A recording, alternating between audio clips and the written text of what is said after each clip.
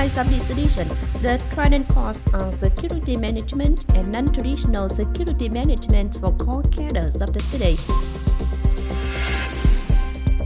City leaders came to learn experience at Kinh Urban Development Corporation in Hải Phòng City.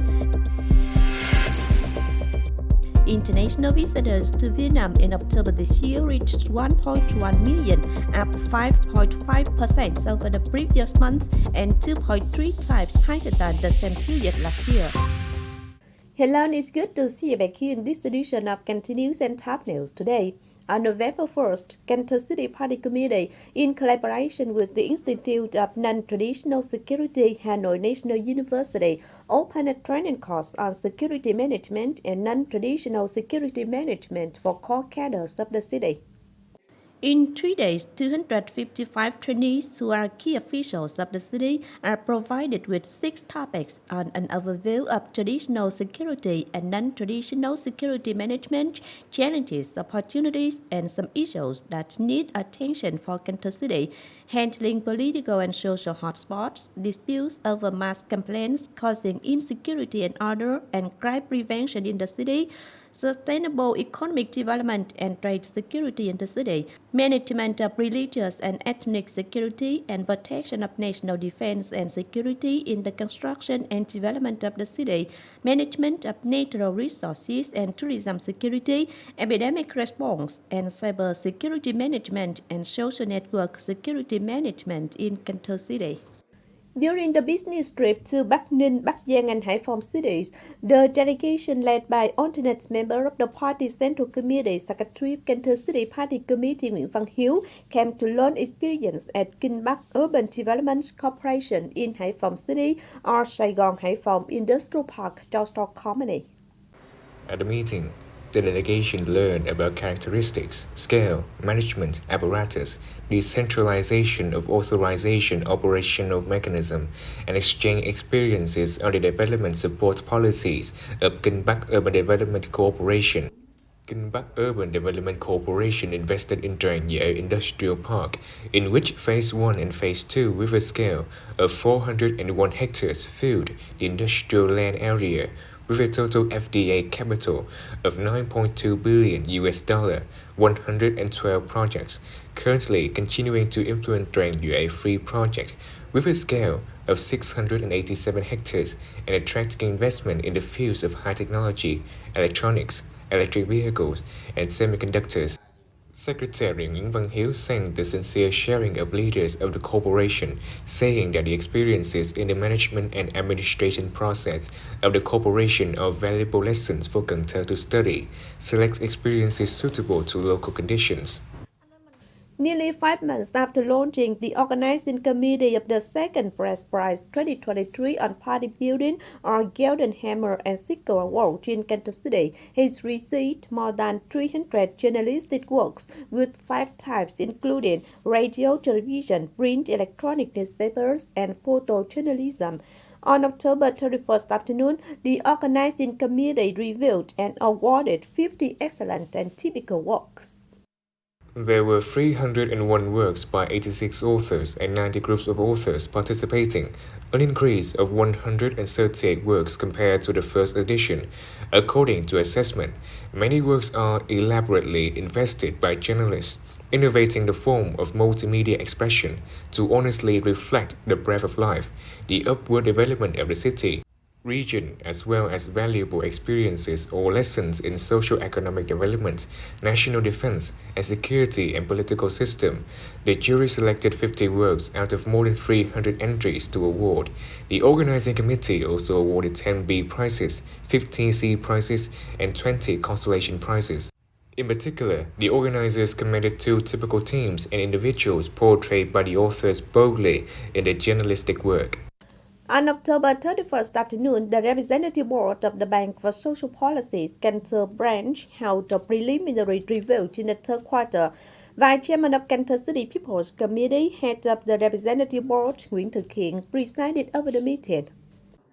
In the first 9 months of this year, the Bank for Social Policy actively mobilized capital from organizations and individuals in the market, with the capital increasing by over 16% compared to the last year. As of the end of September, the total debit balance of the branch reached over 3,746 billion 756 million Việt Nam đồng, an increase of 5.84% compared to 2022.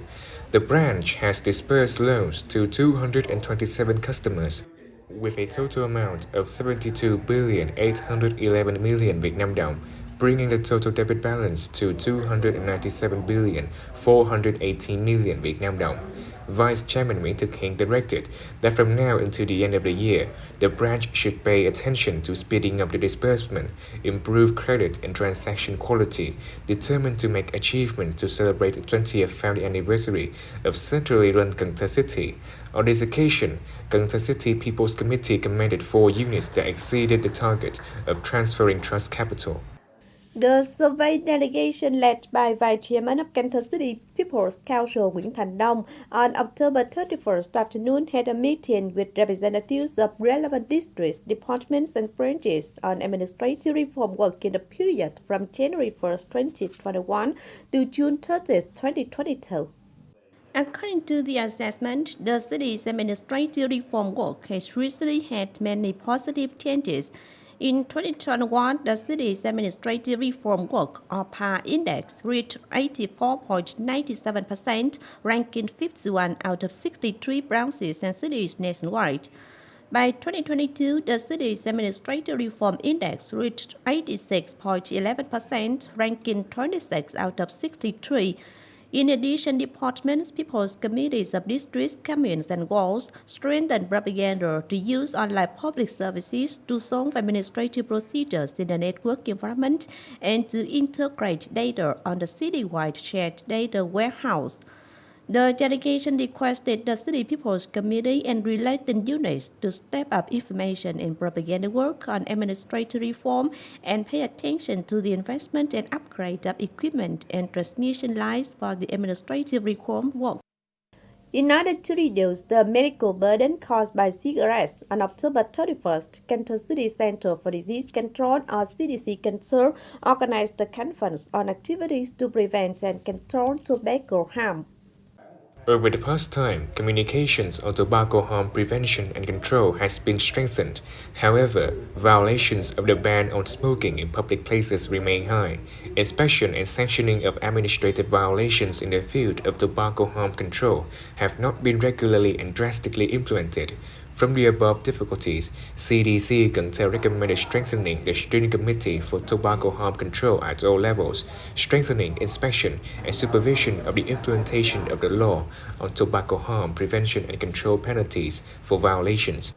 Speeding up the implementation of tobacco cessation, CDC Cần Thơ also said, from now until the end of 2023, tobacco harm prevention focuses on communication, training on building a smoke-free environment for restaurants, hotels, agencies, and units, and monitoring tobacco harm prevention.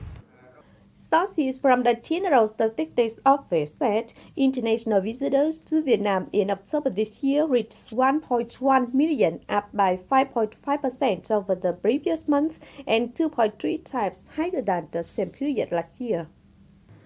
In the first 10 months of 2023, international visitors to Vietnam reached nearly 10 million arrivals, 4.2 times higher than the same period last year, but still only 69% compared to the same period in 2019, the year when the COVID-19 epidemic did not break out. Of the total of nearly 10 million international visitors to Vietnam in 10 months, arrivals by air reached more than 8.7 million, accounting for 87.5% of international visitors to Vietnam and 4.2 times higher than the same period last year. By the end of October, Vietnam's rice export brought in $4 billion, up 35% in value over the same period in 2022. According to businesses, there are still many opportunities for Vietnam's rice exports to continue to set their peak. The good news is that Vietnamese rice is selling at a good price, higher than Thai and Pakistani rice at $79 1 ton and $80 1 ton respectively. The maintenance at a good selling price from 628 to 650 US dollars per ton is thanks to Vietnamese rice ensuring high quality. Enterprises also reveal that the supplier price for export of our country from now until the end of the year is not much, while demand in the world market is still high, especially from Indonesia, the Philippines, and China. With this momentum, it's likely that rice exports will soon peak with a turnover of 4.2 to 4.5 billion US dollars this year.